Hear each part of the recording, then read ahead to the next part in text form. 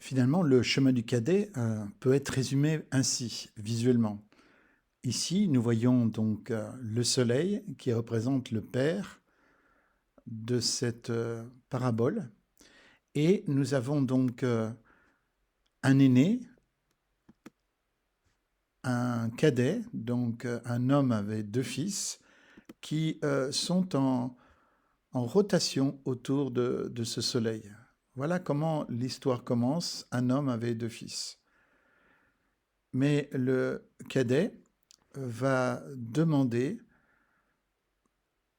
à cause de son amertume, va revendiquer ce qui lui revient du vivant du père et donc va commettre ce qu'on appelle un meurtre symbolique, mais motivé visiblement par une amertume qu'il a dans le cœur.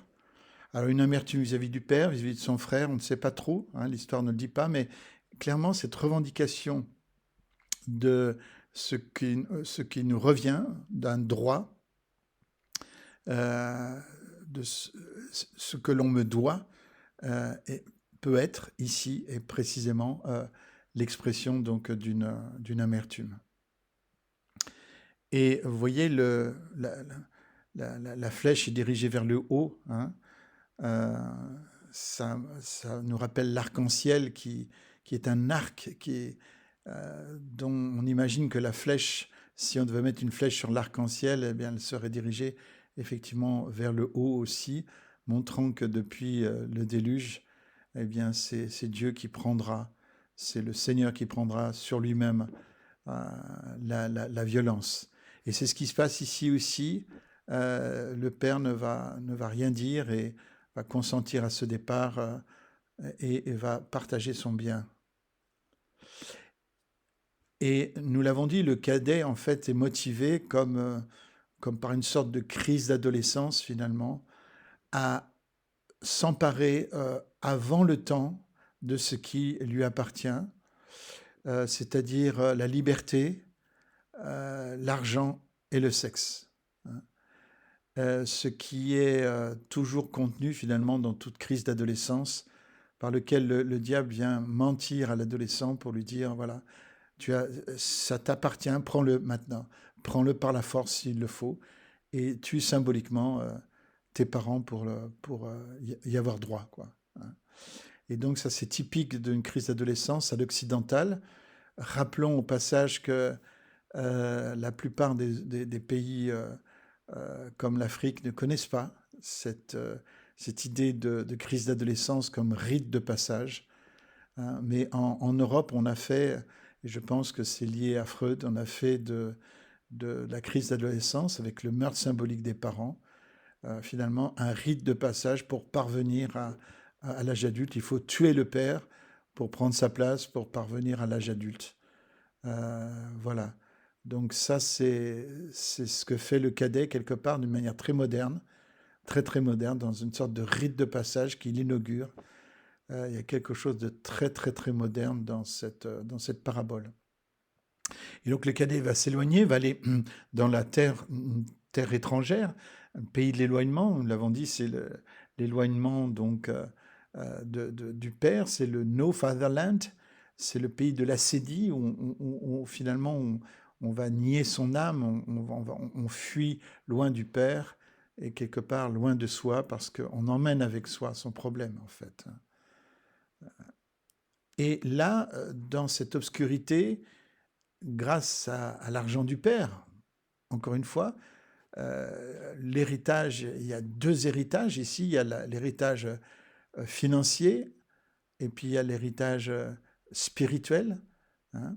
L'héritage financier, ben, quelque part, c'est ce qui lui permet d'avoir plein de copains, de copines, d'amis, hein, qui forcément sont attirés par ce genre de générosité-là, qui n'est pas une vraie générosité, puisqu'en fait c'est la prodigalité, puisqu'il donne dans l'espoir voilà, de fonder sa propre famille, entre guillemets.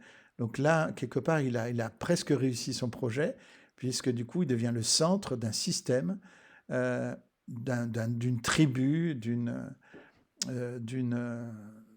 ouais, d'une nouvelle famille, entre guillemets, d'un clan, hein.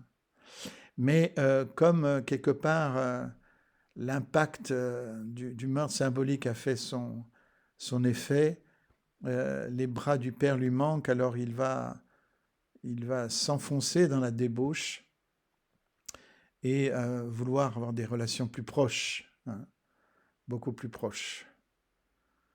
Mais tout ça, ça demande beaucoup d'argent, tout l'héritage du père est en train d'y passer et il va tout dilapider, ce qui va faire que bien sûr le premier cercle va disparaître le premier et puis bientôt suivi par le deuxième cercle aussi, parce que du moment qu'il y a moins de générosité, même plus du tout, eh bien les faux amis s'en vont, parce que les vrais amis, ce sont ceux qui restent quand tout va mal, hein. C'est, voilà. Et donc il va se retrouver seul dans cette obscurité et, et il n'a pas plus assez de lumière, en tout cas, pour éclairer quoi que ce soit. Et là, il va, dans cette obscurité, il va rencontrer quelqu'un, finalement, de ce pays étranger aussi. Donc, quelque part, il va d'abord rencontrer cette personne, et puis peut-être qu'ils vont faire des plans, voilà. Il y a toujours, vous savez, quand les choses vont pas, il y a toujours des gens qui veulent vous proposer de l'argent facile. Et du coup, cet argent facile, eh bien, du coup, va se transformer en rapport maître-esclave. Et finalement, le cadet va rentrer dans une rotation autour de cet étranger-là, de cet étranger dans cette terre étrangère. Et finalement, cette image-là, ben, c'est comme si le cadet, finalement, est entré en rotation autour de quelqu'un comme lui, finalement. Donc c'est une image de l'égocentrisme, c'est l'image du tout à l'ego. Et là, bien sûr, dans ce système centré sur lui-même, eh bien, il meurt, puisque c'est ça la mort, en fait, c'est de tourner qu'autour de soi, hein. Voilà. Et donc on peut résumer ça comme ça, c'est que la première image, c'est l'image du christianisme, du royaume de Dieu. Donc nous sommes que des planètes qui sommes en rotation autour de la Terre, alors que l'humanisme athée, ben c'est un système où nous tournons autour de nous-mêmes, où nous sommes autocentrés, nous sommes notre propre centre, hein. Donc en fait, tout humain, hein, a ce choix-là, soit d'entrer en rotation autour du Soleil, et de recevoir la chaleur du soleil. Nous ne sommes pas le soleil, enfin, l'image de l'Église dans la Bible, c'est pas le soleil, hein, c'est la lune, hein. C'est la lune qui reçoit finalement sa lumière. Elle n'a pas de lumière en elle-même, elle la reçoit d'une planète plus grande qu'elle, la reçoit du soleil. La Terre aussi est une image de l'Église, hein, dans le sens où nous sommes au bénéfice de notre rotation autour du Soleil. Nous ne sommes pas le centre du cosmos, hein. Alors que dans l'humanisme athée, on essaye de revenir le centre de toute chose. C'est nous qui décidons de tout, c'est nous qui sommes notre propre Dieu, finalement. Et je voudrais vous montrer quelques citations. C'est Jérémias Gottelf qui a dit « Regarde comment le monde s'obscurcit lorsque l'homme est à lui-même son propre soleil ». On ne pouvait pas trouver une citation plus à propos de cette illustration. Quand j'ai fait cette illustration il y a bien des années, je n'avais pas connaissance de cette citation. Elle m'a été donnée il n'y a pas si longtemps. Une autre citation aussi, c'est d'un certain Jean-Paul. « Dieu est mort, le ciel est vide. Pleurez, enfants, vous n'avez plus de père. » C'est aussi intéressant, cette citation. Et puis, comment ne pas penser à ce texte du gai savoir de Nietzsche, dans lequel il fait parler une sorte d'insensé, en fait, hein. C'est une sorte de fou, quelque part, qui dit la vérité, en gros. Et voilà ce qu'il fait dire à cet homme. Et c'est de ce texte-là qu'on a tiré le fait que Dieu est mort, hein. « Où est passé Dieu ?» lança-t-il. « Je vais vous le dire. Nous l'avons tué, vous et moi. Nous sommes tous ces assassins. Mais comment avons-nous fait cela? Comment pûmes-nous boire la mer jusqu'à la dernière goutte? Qui nous donna l'éponge pour faire disparaître tout l'horizon? Que fîmes-nous en détachant cette terre de son soleil? Où l'emporte sa course désormais? Où nous emporte notre course? Loin de tous les soleils? Ne nous abîmons-nous pas dans une chute permanente? Est-ce en arrière, de côté, en avant, de tous les côtés? Est-il encore un haut et un bas? N'errons-nous pas comme à travers un néant infini? L'espace vide ne répand-il pas son souffle sur nous? Ne s'est-il pas mis fait à faire plus froid? La nuit ne tombe-t-elle pas continuellement? Et toujours plus de nuit? Ne faut-il pas allumer des lanternes à midi? N'entendons-nous rien encore du bruit des fossoyeurs qui ensevelissent Dieu? Ne sentons-nous rien encore de la décomposition divine? Les dieux aussi se décomposent. Dieu est mort, Dieu demeure mort, et nous l'avons tué. Comment nous consolerons-nous, nous, assassins entre les assassins? Ce que le monde possédait jusqu'alors de plus saint et de plus puissant, nos couteaux l'ont vidé de son sang. Qui nous lavera de ce sang? Avec quelle eau pourrions-nous nous purifier? Quelle cérémonie expiatoire, quel jeu sacré nous faudra-t-il inventer? La grandeur de cet acte n'est-elle pas trop grande pour nous? Ne nous faut-il pas devenir nous-mêmes des dieux pour apparaître seulement dignes de lui? Jamais il n'y eut un acte plus grand, et quiconque naît après nous appartient du fait de cet acte à une histoire supérieure à ce que fut jusqu'alors toute histoire.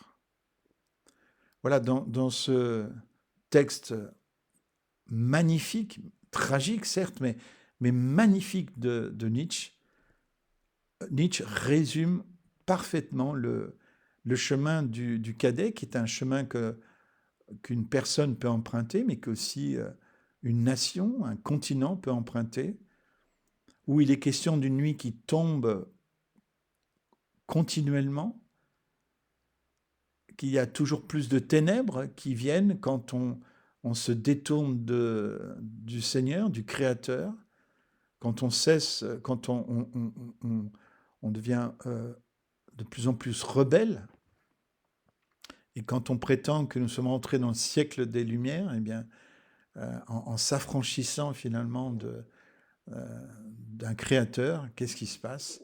Si ce n'est que cette lumière, en fait, n'est que ténèbres, finalement. Et regardez bien aussi ce qu'il nous dit, Nietzsche, c'est que quand nous proclamons la mort de Dieu, nous n'avons pas d'autre choix que de devenir Dieu nous-mêmes. Nous en avions parlé au début de ce parcours, mais là, c'est particulièrement visible dans ce texte, c'est tellement vrai, c'est que si nous tuons Dieu, et encore une fois, nous pouvons tuer Dieu de deux manières, soit en vivant comme les publicains et les gens de mauvaise vie, ou alors en vivant comme des scribes et des pharisiens. Nous pouvons tuer Dieu par l'athéisme, mais nous pouvons tuer Dieu aussi par la religion, hein, qui est une autre manière de tuer Dieu et de prendre sa place et d'être le centre finalement de nos propres systèmes. Nous devenons indépendants, nous vivons par la chair et en vivant par la chair, nous accomplissons les désirs de la chair. Et dans ce système-là, eh bien, il nous faut devenir le centre de notre propre système, le seul fondateur de notre système, le seul référence de notre propre système.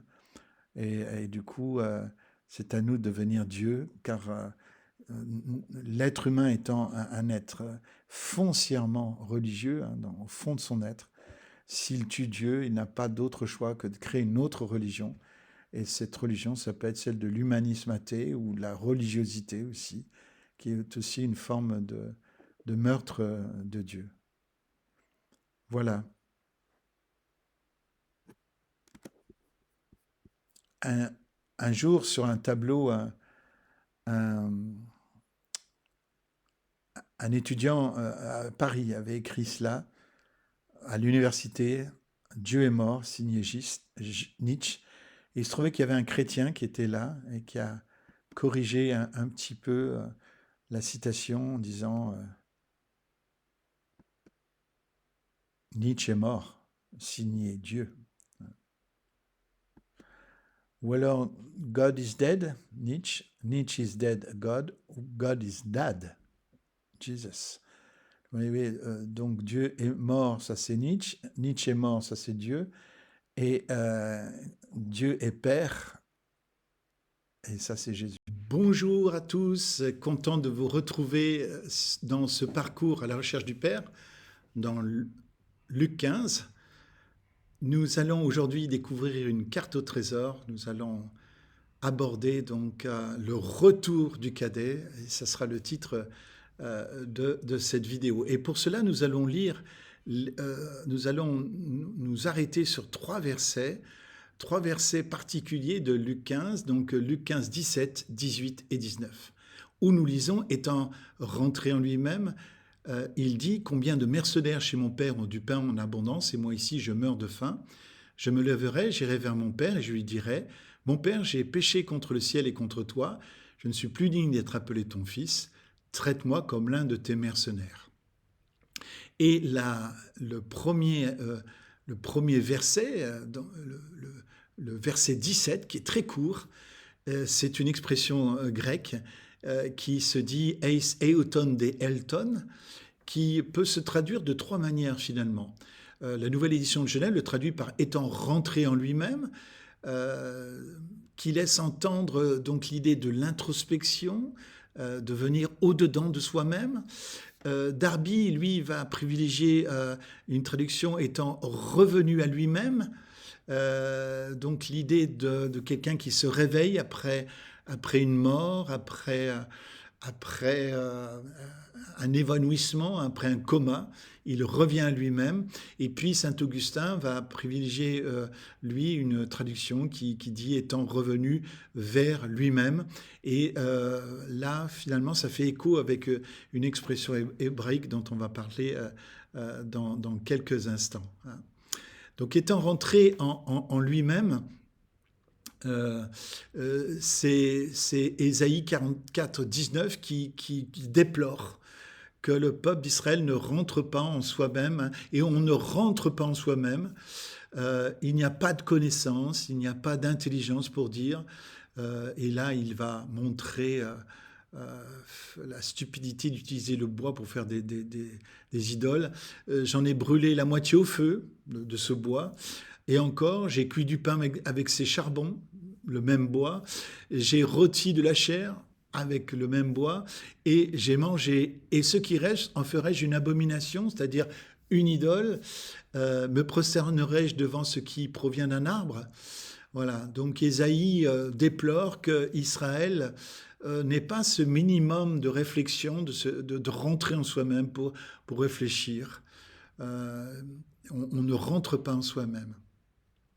Et ça, c'est terrible. C'est terrible, cette idée de ne pas rentrer en soi-même. Et pourtant, c'est une clé. C'est une clé dans notre parcours parce que le rendez-vous que nous avons avec le Père ne se situe pas à l'extérieur de nous. Nous n'allons pas faire une extase pour rencontrer le Père. Nous allons au contraire le rencontrer à l'intérieur de nous. Et s'il y a un endroit pour le rencontrer, eh bien, nous sommes cet endroit. Nous sommes cette localisation, cette localité. Nous sommes la maison dans laquelle notre corps est le temple dans lequel nous allons rencontrer le Père. Donc, toi, moi, tu es l'endroit, le lieu de rendez-vous.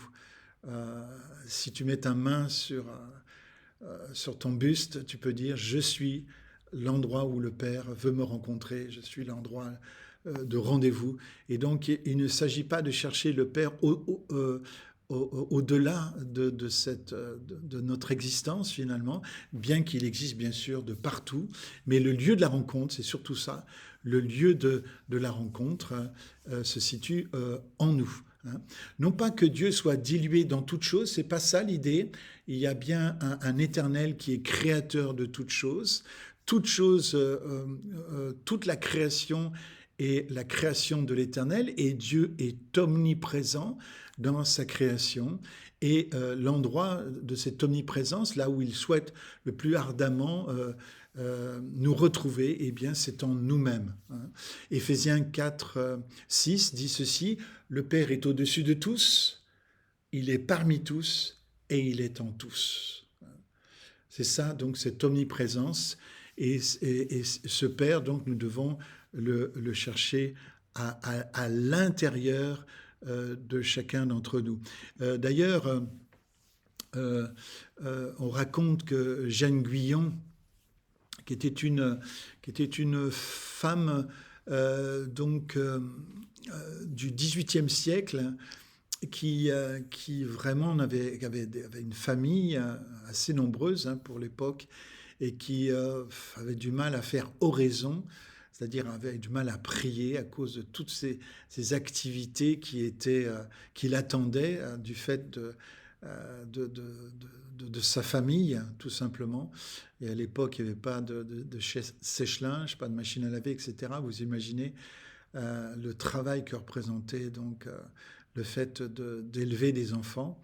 Et on raconte qu'un religieux à qui il se plaignait un jour de ses difficultés à prier, lui répondit sans la connaître, il dit votre problème, Jeanne, c'est que vous cherchez au dehors ce que vous avez au dedans. Et alors là, cette parole, ça va être une parole, mais qui va complètement changer la destinée de Jeanne Guyon, puisque du coup, elle va se rendre compte que Dieu ne se cherche pas en dehors, mais se cherche à l'intérieur. Et finalement, ce conducteur spirituel lui aura pas dit comment trouver ce père, mais il lui aura demandé où le chercher en tout cas. Et ça, c'est hyper important. On pourrait décrire dans tous les sens, avec beaucoup de détails, qui est le Père. L'important, c'est que nous sachions où le trouver. Et Jeanne Guyon, ça va tellement la révolutionner, cette parole, cette réalité, cette découverte, que finalement elle cherchait au dehors, celui qui se trouvait au dedans, elle va commencer elle va se mettre en quête de cette présence de Dieu à l'intérieur d'elle-même. Et elle va commencer à en parler à ses amis, les découvertes qu'elle va faire dans cette quête. Et ses amis vont lui dire, mais Jeanne, il faut absolument écrire un livre là-dessus, un petit livre. Et c'est ce que Jeanne va faire finalement. Elle va trouver le temps d'écrire un petit ouvrage qui s'appelle Le Moyen Cours. Le moyen cours, en fait, ça veut dire le moyen cours pour entrer en présence de Dieu. Finalement, c'est une manière très moderne. Parce que vous savez, aujourd'hui, c'est comment vous pouvez en peu de temps arriver à tel objectif, etc. C'est très étonnant que Jeanne, soit finalement très très moderne, puisqu'elle va montrer, elle va expliquer à ses amis comment en fait c'est pas si compliqué que ça de rentrer en présence du Seigneur et de découvrir cette présence qui se trouve à l'intérieur. Et elle explique notamment à ses amis que finalement que l'âme, lorsqu'elle s'approche du Père à l'intérieur, au fond d'elle-même, dès que l'âme a trouvé le Seigneur, paf, il y a comme une jonction qui se fait, une intimité qui se fait, et l'âme aura tellement de difficultés à se détacher de cette présence. Ça fait envie, n'est-ce pas? L'image que je propose, c'est que l'âme, finalement, comme l'âme humaine, hein, comme un morceau de métal peut-être rouillé, va en cherchant finalement la présence de l'Éternel qui est au-dedans de nous comme un aimant. Un aimant, je vais faire un jeu de mots entre aimant et amant de notre âme, va trouver, quand elle va trouver cet aimant, et bien tout d'un coup, le morceau de métal rouillé que nous sommes va tout d'un coup coller à ce magnet, hein, cet aimant tellement puissant, et l'âme ne voudra plus s'en détacher. Voilà. Et donc Jeanne va expliquer que ceci, que dans ce petit livre qu'on peut trouver hein, d'ailleurs très facilement, c'est en France, c'est au Mercure, au Petit Mercure de France. On trouve pour quelques euros ce petit livret, c'est un tout petit livret. Sachez que tous les revivalistes, les grands revivalistes, hein, les hommes de réveil, ont lu le livre de Jeanne Guyon. Hein. C'est une clé pour comprendre la présence de Dieu. C'est vraiment un ouvrage que tous les Français devraient avoir, d'autant que lorsque ce petit livre va être imprimé en France, il va très vite finalement faire l'objet d'autodafé, c'est-à-dire qu'en fait on va brûler les livres de Jeanne Guyon comme étant un livre hérétique. Alors on comprend bien en quoi un livre comme ça finalement a pu mettre en danger la religion officielle de l'époque. Eh bien, en plaçant le Seigneur à l'intérieur des vies, et en plaçant la quête à l'intérieur et non pas à l'extérieur, finalement, Jeanne Guyon était en train, de manière très naïve finalement, de détruire tout le fonds de commerce de la religiosité par lequel la religiosité suppose une distance. Hein. Toute religion, et encore dans ma bouche, c'est jamais très positif ce mot, mais toute religion présuppose et pose une distance entre la personne et le Seigneur à atteindre, quoi, et le Dieu à atteindre. Hein. Et cette distance-là, c'est ce qui fait la religion. Hein. Le christianisme n'est pas une religion dans ce sens-là, puisque le Saint-Esprit est venu habiter en nous, et donc le christianisme est une communion et non pas une religion. Hein. Mais dès lors que l'on met l'objectif loin des gens, et bien du coup, ça inaugure une distance et un chemin qu'il va falloir combler. Et là, bienvenue à tous les charlatans, bienvenue à tous ceux qui veulent monnayer finalement par toutes sortes de rituels aussi. Et ils vont le vouloir finalement, ces charlatans, privatiser ce chemin et le vendre à la découpe finalement. Et finalement, la religion, c'est ça. C'est proposer finalement des intermédiaires entre nous et Dieu. Et Jeanne Guyon, en écrivant ce livre et en parlant d'une recherche du Père à l'intérieur, elle faisait sauter tout le système, tout le fonds de commerce de la religion de son époque. Et encore aujourd'hui, beaucoup de religions sont basées posent une distance entre l'homme et Dieu.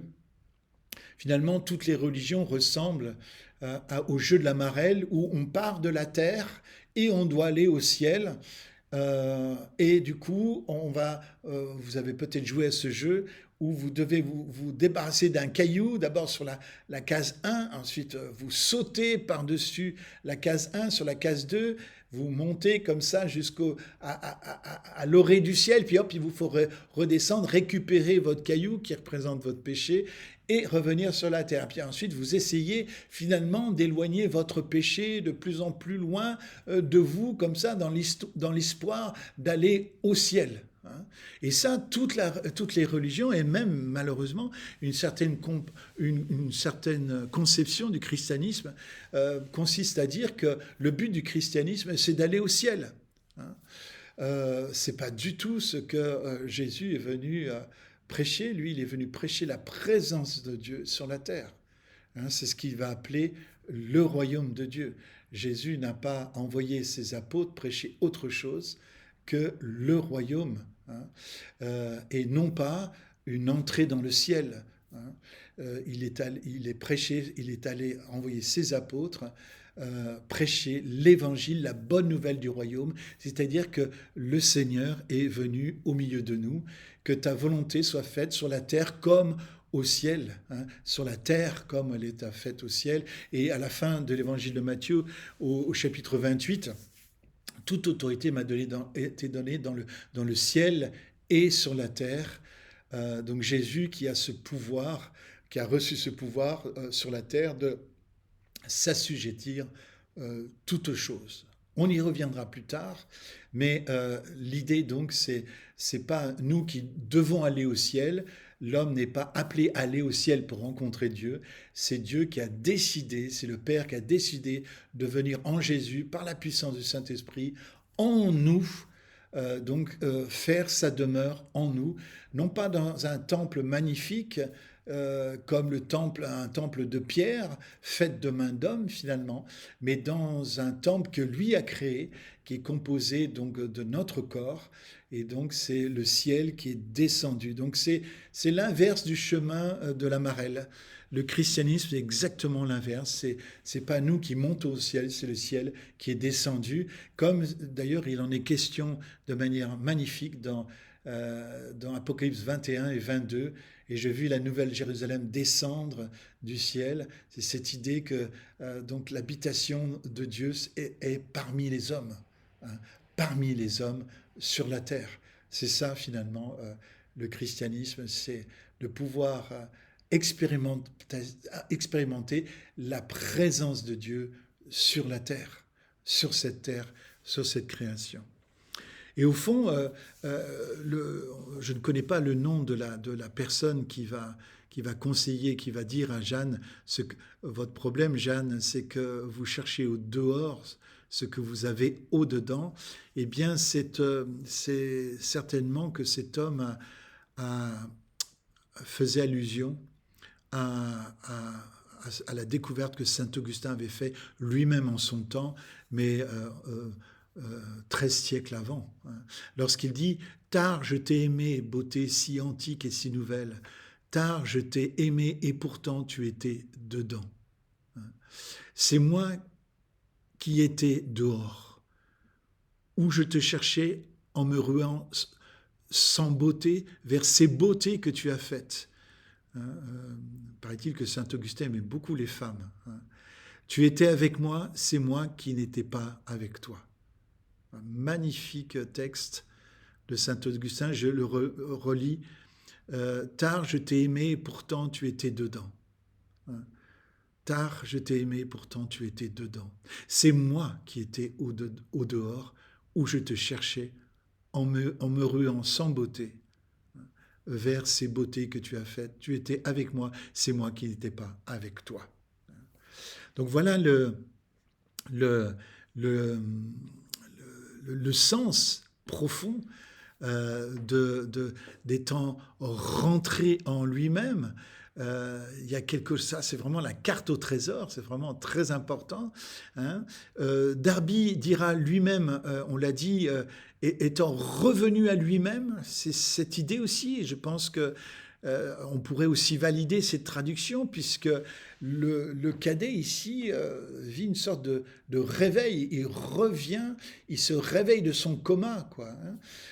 Son coma était composé comme saint Augustin, finalement, d'une vie de débauche avant de le rencontrer, hein, d'une vie de débauche où il s'étourdissait dans toutes sortes de plaisirs. Et Dieu sait si aujourd'hui nous sommes dans une société qui met en avant le plaisir, la jouissance. Et donc du coup, voilà, ça c'est une expression de la mort spirituelle, du fait d'être, encore une fois, je reprends l'expression de saint Augustin, parce qu'elle est tellement profonde. Hein, c'est moi qui étais au dehors. C'est moi qui étais dehors. Voilà, nous sommes dehors. Dans une société du loisir, dans une société de la jouissance, nous sommes dehors. Il faut sortir. Il faut sortir, sortir, sortir, sortir, sortir et sortir encore, alors qu'en réalité, il y a quelqu'un de tellement merveilleux de tellement plus important qui nous attend à l'intérieur. Euh, et, euh, et laissons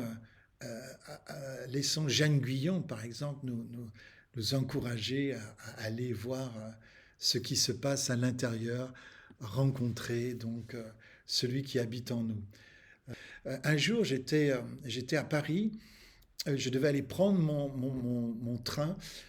J'avais que 10 minutes avec un frère qui m'avait fait l'amitié de me conduire pour que je ne rate pas mon TGV. Et pendant la voiture, pendant le court chemin, il me dit, mais Pierre, tu sais que j'ai du mal à rentrer en présence de Dieu. Et euh, j'ai été interpellé par cette demande. J'étais donc en présence de quelqu'un dans une voiture qui voulait rentrer en présence de Dieu.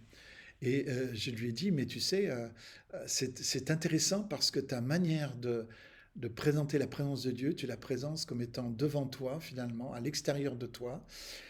Et surtout, finalement, tes références, elles sont des références de l'Ancien Testament, où effectivement, il faut rentrer en présence de Dieu au travers d'un tabernacle, le tabernacle de Moïse d'abord, ce sera le tabernacle de Salomon, le temple de Salomon, le temple d'Hérode, où il fallait effectivement passer par un certain chemin pour rentrer dans la présence de Dieu. Et c'est très étrange, finalement, ta manière, en fait, de présenter la présence de Dieu comme le ferait quelqu'un dans l'ancienne alliance. La nouvelle alliance, c'est ça qui est merveilleux dans la nouvelle alliance, c'est qu'en fait, comme nous l'avons dit déjà, cette présence, elle est venue en nous.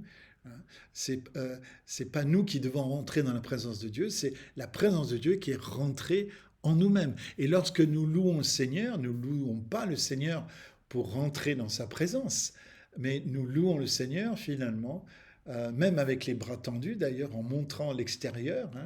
Nous louons le Seigneur parce qu'il est aussi à l'extérieur. Nous louons le Seigneur pour prendre conscience de sa présence qui est déjà là. Un jour, j'étais alors pasteur de l'église que j'ai fondée avec une équipe à Mâcon, et avec l'aide de Dieu, bien entendu, une église qui a commencé dans mon salon et qui sera une église ensuite qui va accueillir énormément de jeunes pendant une bonne dizaine d'années. Eh bien, j'étais jeune pasteur, je me souviens, et je disais, voilà, on va louer le Seigneur pour attirer la présence de Dieu, etc. Et tout d'un coup, j'ai senti quelqu'un qui me tapait sur l'épaule. Bien sûr, il n'y avait personne, c'est le Seigneur qui m'interpellait et qui me disait, Pierre, je m'excuse, mais j'étais là avant toi. Et donc, j'ai dit, attendez, excusez-moi, je vais refaire ma phrase. J'ai dit, écoutez les frères et sœurs, nous allons louer le Seigneur non pas pour faire venir la présence de Dieu, parce que le Seigneur est déjà là. Il était là bien avant nous. Nous allons louer le Seigneur pour nous aligner avec sa présence.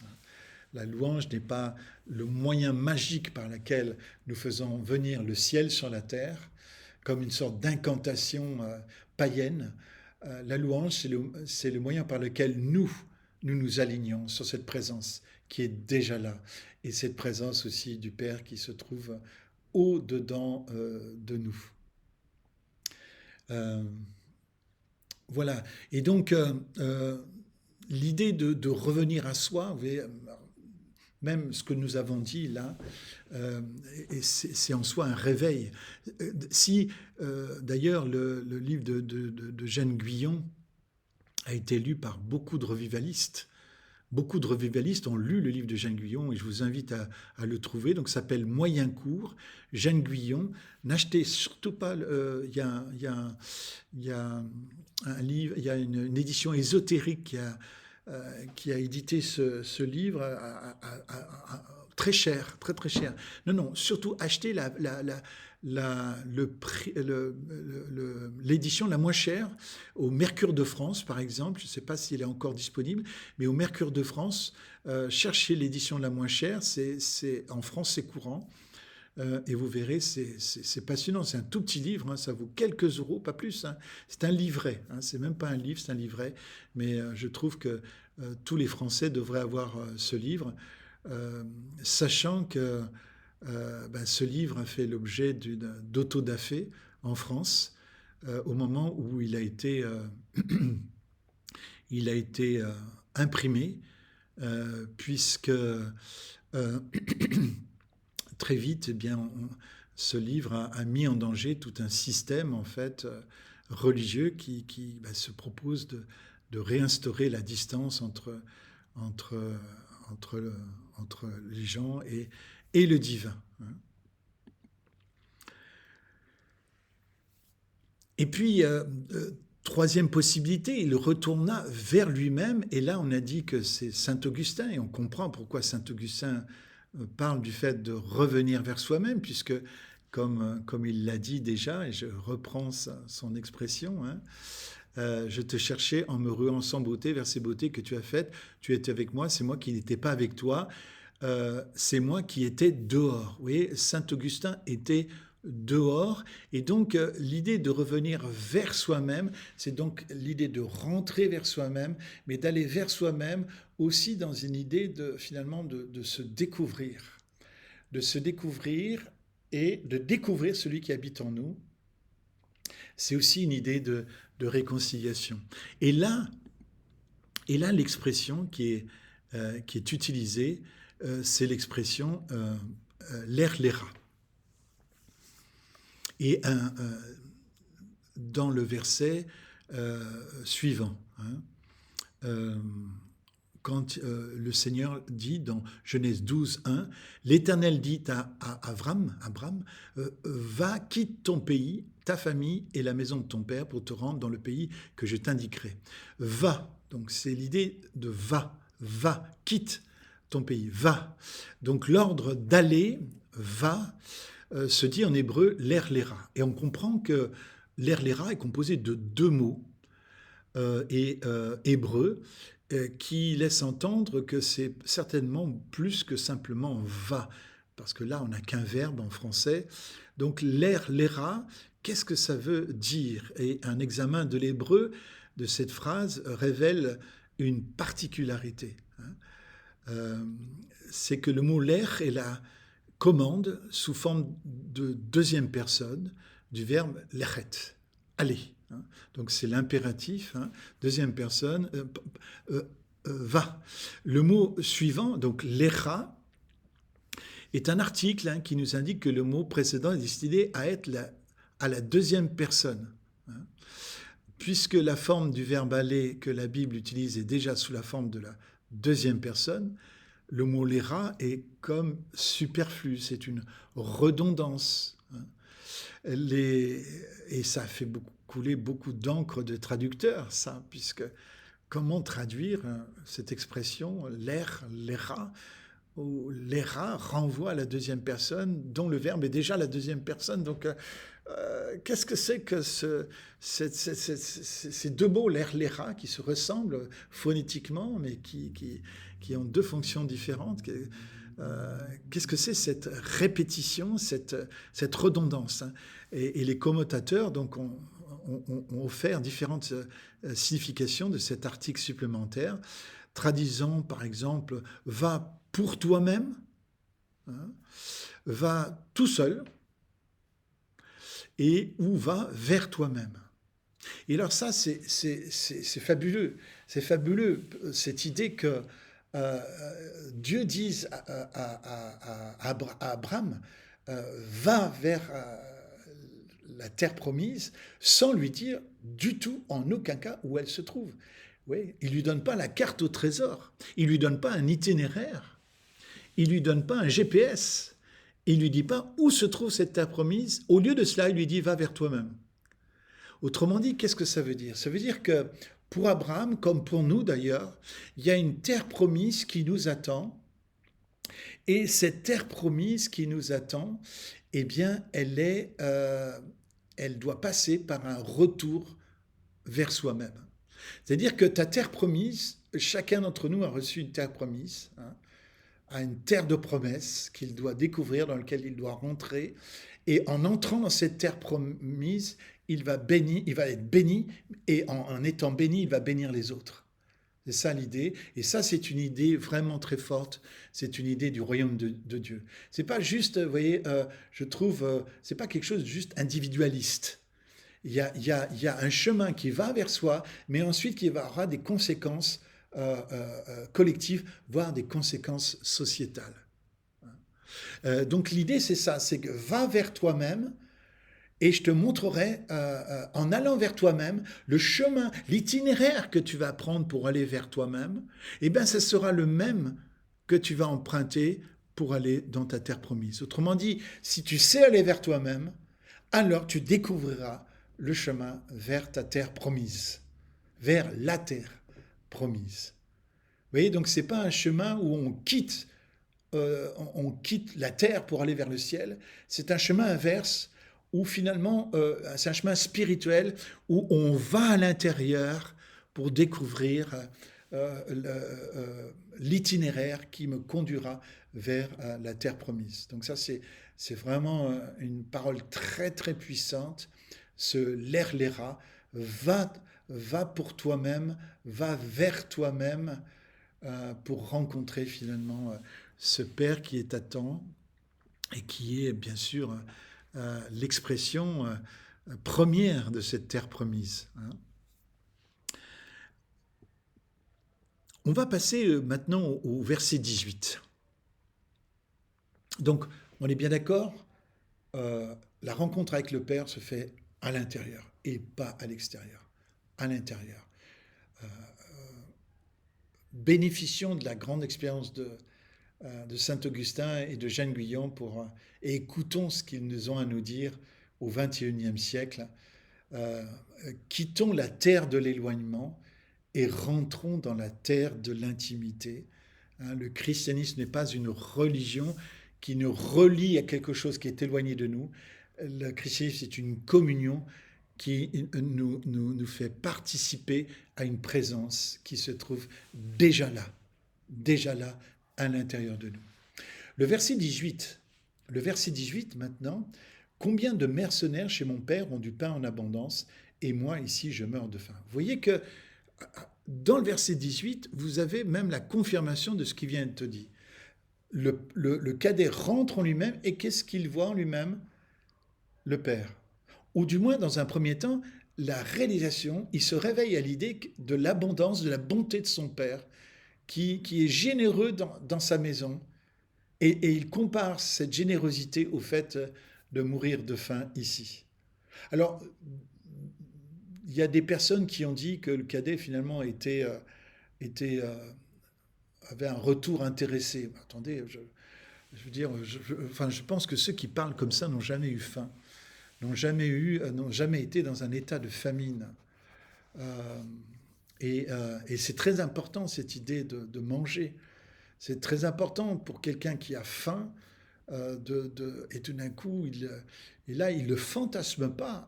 C'est pas une illusion. En rentrant lui-même, il se souvient, il se rappelle l'endroit où il a été aimé et où il y avait de l'abondance de nourriture. On revient toujours à l'endroit où l'on a été aimé. On reviendra toujours à un endroit où l'on a été aimé. Et là, le cadet donc va se souvenir de l'abondance de pain qu'il y a chez son père. Comme quoi, quand on rentre en soi-même, il y a un principe de réalité qui se produit, un principe de raison, un principe de mémoire qui se met en présence ici.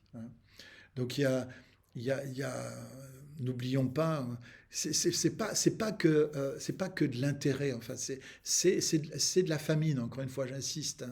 D'ailleurs, vous savez, l'armée du salut, quand ils ont commencé, leur ministère, c'était donc les 3 S, soap,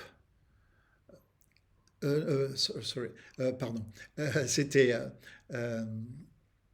soup, soap, salvation. La soupe, le savon et le salut. C'est-à-dire qu'on proposait d'abord aux gens de la rue une soupe, on leur donnait donc à manger d'abord. Ensuite, ils pouvaient se laver et ensuite on leur prêchait l'évangile. Oui. Comme quoi il y a un ordre, il y a un ordre. Et c'est pas le salut en premier, c'est d'abord la soupe. C'est la soupe, l'action sociale et ensuite la propreté, le fait de recapter une dignité humaine et puis finalement la prédication de l'évangile, quoi, de la bonne nouvelle. Hein. Donc c'est normal que le cadet ait faim, c'est normal qu'il pense à l'abondance de nourriture qu'il y a chez son père. Hein. Euh, et finalement, cette bonté-là, on va voir, c'est ce qui va dans pas longtemps le conduire à la repentance. Pourquoi? Parce que c'est Romains de 4 qui dit ça, où méprises-tu les richesses de sa bonté et de sa patience et de sa longue attente, ne connaissant pas que la bonté de Dieu te pousse à la repentance. C'est la bonté qui nous pousse à la repentance. Là, c'est hyper important parce que nous pourrions faire de la repentance quelque chose de transactionnel, finalement. Euh, finalement, je vais me repentir et comme ça, finalement, ben, j'obtiendrai Dieu, finalement. Hein.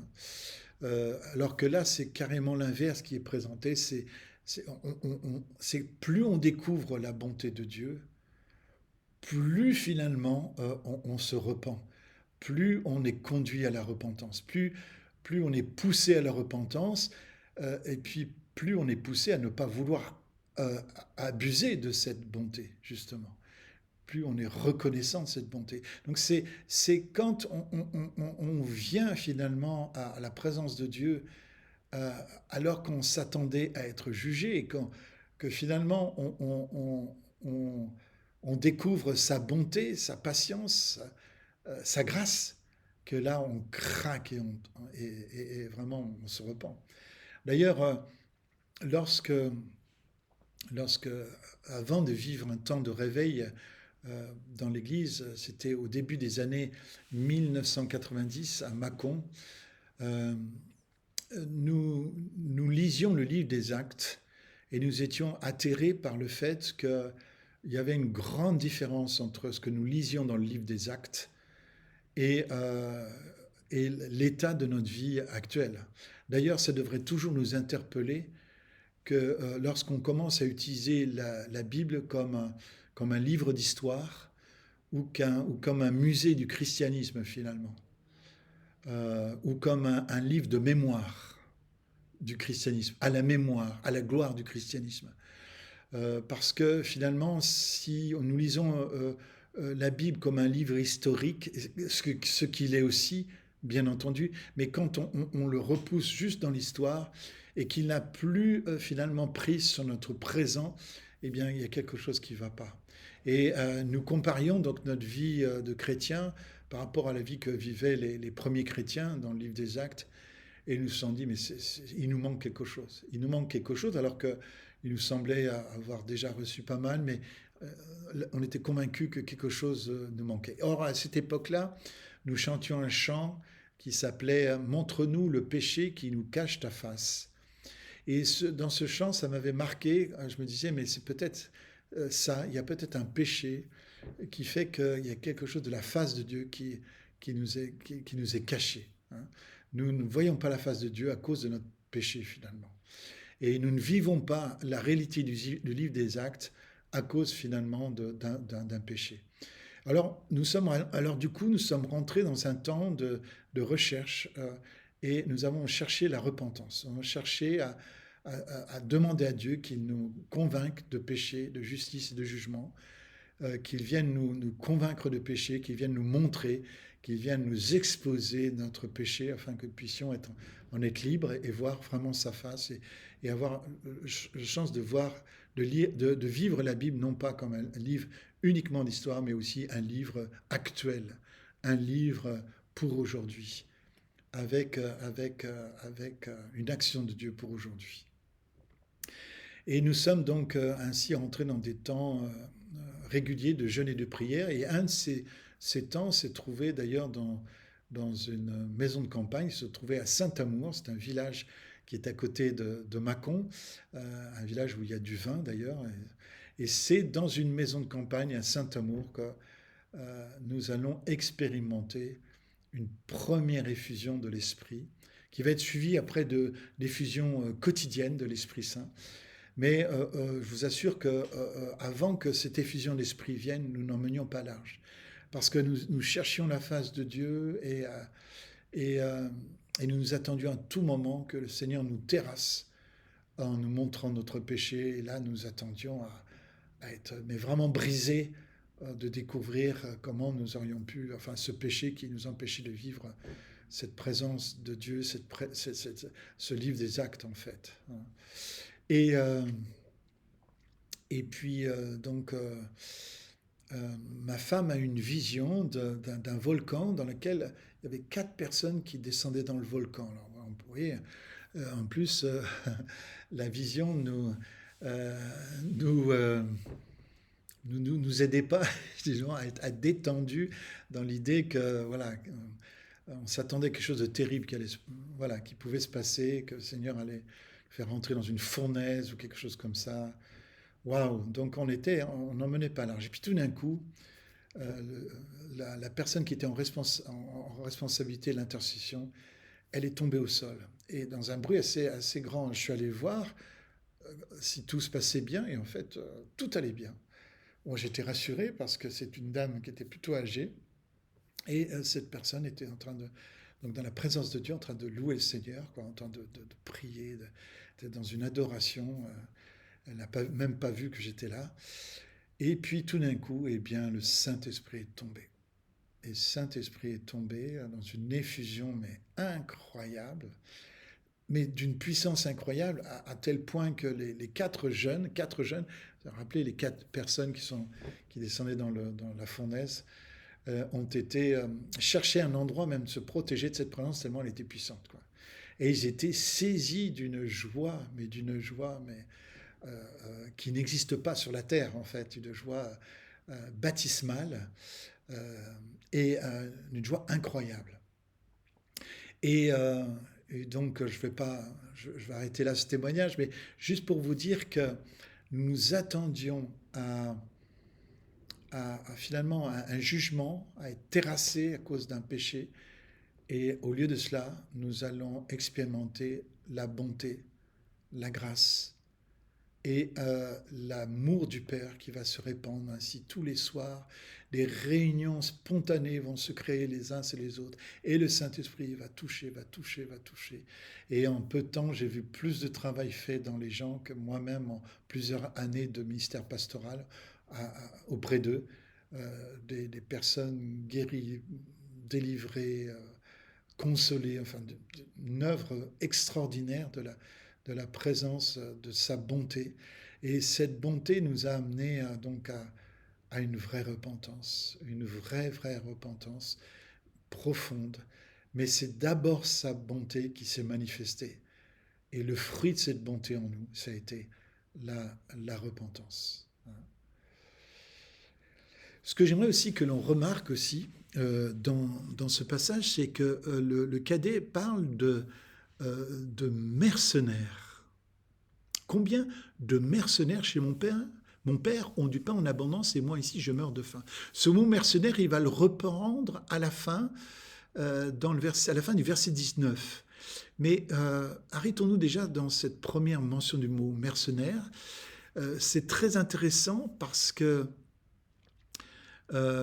donc là, c'est au verset 17, le mot mercenaire est utilisé. Au verset 19, traite-moi comme l'un de tes mercenaires. En grec, c'est le mot mystios. Et en fait, c'est les 2 seules fois dans tout le grec du Nouveau Testament que le mot mercenaire apparaît. C'est-à-dire que le mot mystios apparaît que 2 fois. Eh bien, c'est ici dans Luc 15, 17 et dans Luc 15, 19. Le mot mercenaire va apparaître, mais sous la forme mystiotos, dans Jean 10, versets 12 à 13, où il parle finalement des des bergers qui sont des mercenaires et qui sont loués pour garder le troupeau. Si le loup arrive, ben, comme c'est des mercenaires, ils n'ont rien à faire du troupeau et ils se barrent. Hein. Euh, Ici, et à la différence du bon berger, lui, qui donne sa vie pour ses brebis. Hein. Donc vous voyez, c'est intéressant de voir que, en tout cas ici, dans ces versets 17 et 19, deux fois seulement, le mot mystios est utilisé pour mercenaire, et c'est effectivement le sens de mercenaire, est utilisé deux fois. Or, il est utilisé deux fois dans la bouche du cadet. Hein, clairement, c'est le cadet qui dit combien de mercenaires chez mon père. Donc, quelque part, le cadet voit des mercenaires chez son père. Or, si vous lisez bien tout le passage de Luc 15, à partir du verset 11 jusqu'au verset 32, eh bien, dans toute cette troisième partie de la parabole, la grande parabole de Luc 15, eh bien, finalement, il y a d'autres mots qui sont utilisés. Vous avez le mot ouvrier ou esclave, hein, qui est le mot doulos. Et puis, il y a même un mot qui est utilisé, serviteur. Donc, apparemment, le père, au verset 22, mais le père dit à ses esclaves ou à ses ouvriers, apportez dehors la plus belle robe et l'en revêtez, mettez un anneau à sa main et des sandales à ses pieds. Donc quand le père appelle quelqu'un, il n'appelle pas un mercenaire, mais il appelle un esclave ou un ouvrier. Alors esclave ou ouvrier, à l'époque donc de Jésus, c'est à peu près la même chose. Hein. D'ailleurs, à notre époque, j'ai envie de dire, c'est un peu la même chose aussi. Dans le sens où quand on travaille pour un patron, on donne 35 heures à un patron, ces 35 heures ne nous appartiennent plus. Nous donnons notre liberté en échange d'un salaire. C'est ce que fait un ouvrier, c'est ce que faisait un esclave. Il donnait sa liberté, un ouvrier donne sa liberté en échange d'un salaire. Et aujourd'hui, on toise un passage comme ça en disant, ouais, du temps de Jésus, il y avait des esclaves, du temps de Paul, il y avait des esclaves. Mais ça n'a rien à voir avec les esclaves dont malheureusement l'Europe occidentale, les Anglais, les Français et d'autres nations européennes vont faire la traite, hein, la traite des esclaves au XVIIIe et XIXe siècle, en allant prendre des vies en Afrique et en séparant des familles et en les exploitant. Donc c'est pas tout à fait la même chose, puisque là l'idée c'est que quand on devenait au temps de Jésus, quand on devenait on était trop endetté, donc on pouvait finalement rembourser sa dette en donnant sa liberté à quelqu'un. On venait l'esclave de quelqu'un. Et je vous rappelle que la Bible est très claire là-dessus, c'est que celui qui emprunte est esclave de celui qui prête. Et aujourd'hui, on a des taux d'intérêt aussi qui nous rendent esclaves. Il y a même des crédits à la consommation qui atteignent jusqu'à 8 voire 10%. Et là, c'est de l'esclavagisme moderne, parce que quand on rentre dans ces crédits à la consommation avec des taux d'intérêt comme ils sont, c'est carrément de l'esclavage. Donc vous voyez, on donne notre liberté donc à un patron pour pouvoir gagner de l'argent. Et puis en plus, on se rend esclave finalement d'un système bancaire par lequel nous faisons des crédits. Et tout le temps où nous remboursons, eh bien, nous sommes esclaves de celui qui nous prête. Hein. Donc nous pouvons être doublement esclaves aussi à notre époque. Hein. Et puis il y a aussi des serviteurs. Hein, et là, c'est le mot païs qui est utilisé. Hein, donc au verset 26, ayant appelé l'un des serviteurs, il demanda ce que c'était. Et un païs, ça peut être deux choses. Ça peut être un garçon, une fille sans importance, un enfant, un serviteur, ou alors carrément le serviteur d'un ministre d'un roi, ou par éminence un ministre de Dieu. Donc c'est très intéressant que l'aîné, quand il va revenir des champs, va appeler un des serviteurs. Et le serviteur, vous regarderez ce que dit le serviteur. Le serviteur dit alors, pratiquement mot pour mot ce que le Père dira à la fin de la parabole. C'est-à-dire pratiquement mot pour mot. en disant, ton père était tellement heureux que ton frère soit revenu en vie qu'il fait la fête. Et le père va redire cette phrase quelque part à l'aîné, on dit, mais il fallait que nous nous réjouissions car ton frère qui était mort est revenu à la vie. Et donc quelque part, cette idée de Païs comme étant un ministre de Dieu, finalement, a tout à fait son sens ici dans le contexte, puisque le serviteur qui parlera à l'aîné il connaît le cœur du père bien mieux que les deux fils. D'ailleurs, c'est étrange, et ça c'est un autre paradoxe de cette parabole, c'est que les serviteurs, à cause de leur esprit de service, ont une meilleure compréhension de qui est le père que les fils qui, eux, n'ont peut-être pas le même esprit de service, qui sont plutôt déshonorants. Hein. On l'a vu avec le cadet, il déshonore son père, hein. En voulant prendre son héritage de son vivant, il déshonore complètement son père. Hein. Et donc, la question que je vous pose en terminant cette session, c'est pourquoi le cadet voit-il des mercenaires dans cette maison alors que de toute évidence, il n'y a pas de mercenaires dans la maison du père? Donc c'est la question que je vous pose, c'est pourquoi le cadet voit-il des mercenaires alors que le père a plutôt des ouvriers et des serviteurs? Et aussi, une autre question, c'est quelle est la différence entre un serviteur, un ouvrier et un mercenaire? Quelle différence fait-on? Je vous invite à réfléchir à ces deux questions et c'est à la réponse avec ces deux questions que nous commencerons la prochaine session.